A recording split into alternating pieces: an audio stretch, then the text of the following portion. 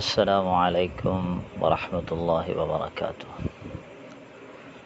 ہر انسان کو اچھی گائیڈ، اچھی تربیت، ایک اچھے سمجھانے والے انسان، استاد کی ضرورت ہوتی ہے۔ جب ایک طالب علم اپنے گھر سے نکلتا ہے، اس کی سوچ، اس کے والدین کی سوچ یہی ہوتی ہے کہ ہمیں ایسا استاد مل جائے جو سب سے زیادہ عمدہ، اچھا، آسان اور انتہائی تھوڑے وقت میں سمجھانے والا ہو۔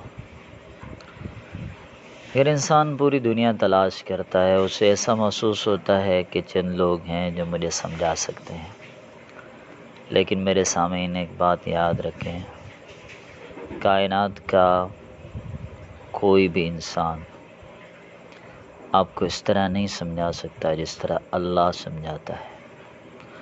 آپ کہیں گے، جب میں آپ سے پوچھوں گا کہ سب سے اچھا آپ کو کس نے سمجھایا ہے، مجھے معلوم ہے آپ کا فوراً جواب آئے گا کہ میرا فلاں استاد تھا، وہ اتنا بڑا قابل تھا، اتنا تعلیم یافتہ تھا، وہ اچھا انسان تھا، اس کا سمجھانے کا انداز بہت پیارا تھا، اس کے پاس ہمدردی تھی، احساس تھا، رحم دل تھا۔ اب اس کی ہزاروں صفات ذکر کریں گے، لیکن یاد رکھیں، کوئی بھی شخص آپ کو ایسے نہیں سمجھا سکتا جیسے اللہ آپ کو سمجھاتا ہے۔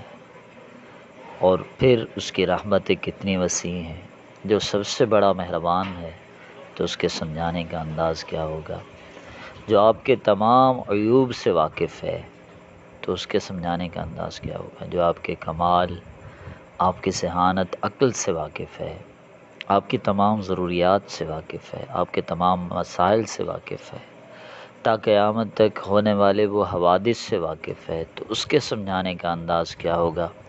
یقیناً قرآن کی آیت پہ نظر جاتی ہے، وَلَا يُنَبِّئُكَ مِثْلُ خبیر، خبیر، خبر رکھنے والے اللہ کی مانند آپ کو کوئی بھی سمجھا نہیں سکتا ہے۔ تو آئیے، جیسے اللہ نے سمجھایا ویسے کوئی نہیں سمجھا سکتا۔ قرآن پڑھیں، سمجھیں، سیکھیں، سکھائیں، عمل کریں اور آگے پہنچائیں۔ جزاکم اللہ خیر۔